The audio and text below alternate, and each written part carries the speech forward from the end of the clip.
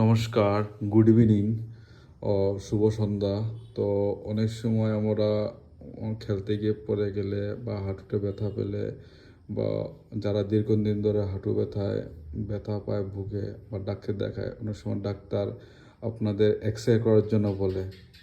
তো X ray করি বা এক্স রে সম্বন্ধে আমরা কোনো ধারণাই থাকে না।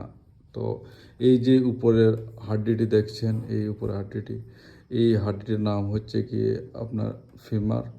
আর নিচে যে এই হাড্ডিটি, এটা হচ্ছে কি আপনার টিবিয়া। আর ছোটো যে দেখতে পাচ্ছেন, এটা হচ্ছে কি আপনার ফিবুলা। আর এটা সাইডলি হাঁটুর ওই সামনে যে ছোট আরেকটি বোন, এটা হচ্ছে কি পেটালা। ছোট বলের মতো থাকে, এটা আমার সামনে এখানেই থাকে। তো এটা হচ্ছে আগে আপনার হাঁটু। আর বেসিক্যালি হাঁটুর এক্স রের মধ্যে আমরা এইসবই দেখি।